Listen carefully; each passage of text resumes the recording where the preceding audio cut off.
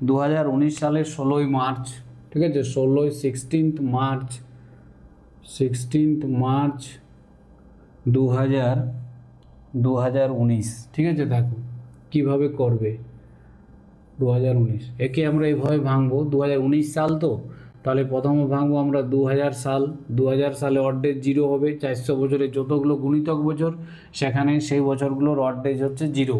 এখানে 18 বছরে কতগুলো অড ডেজ পাবো বার করবো আমরা। দেখো 18 4 দ্বারা ভাগ করবে, একে 4 দ্বারা ভাগ করলে 4 4 16 হচ্ছে, তার মানে অধিবর্ষের সংখ্যা হবে 4টি, আর 14টি হবে সাধারণ বছর।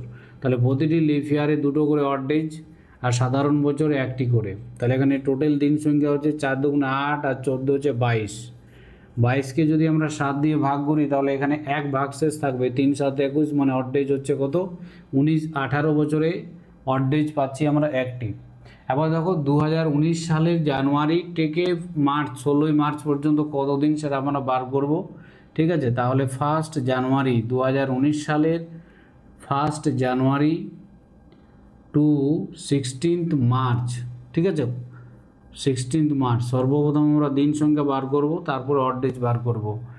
দেখো জানুয়ারি মাসে কত দিন পাবো আমরা 31।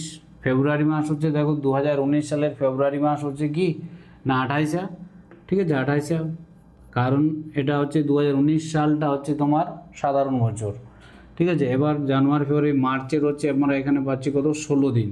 এখানে অড ডেজ বার করার জন্য প্রতিটাকে 7 দ্বারা ডাইরেক্ট ভাগ করে নেব। 4 7 28, তার মানে এখানে অড ডেজ কত হবে 3। এখানে 4 7 28 মানে 0। এখানে 7 দুগুণে 14 মানে হচ্ছে 2। এখানে 3 আর 2 যোগ করলে হচ্ছে কত 5, ঠিক আছে। তাহলে 1 জানুয়ারি থেকে 16 মার্চ পর্যন্ত আমরা অড ডেজ পাচ্ছি কটি না 5টি। এবার কী করবো, টোটাল অড ডেজ আমরা বার করবো, এগুলোকে আমরা যোগ করে নেব। 2000 সালে অড ডেজ হচ্ছে 0, 18 বছর অড ডেজের সংখ্যা হচ্ছে 1, এবং 1 জানুয়ারি থেকে 16 মার্চ পর্যন্ত অড ডেজের সংখ্যা হচ্ছে 5।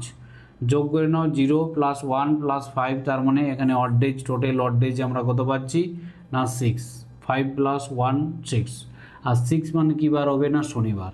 তাহলে কি বলবো 16 মার্চ 2019 বা 2019 সালে 16 মার্চ কী বার হবে না শনিবার হবে।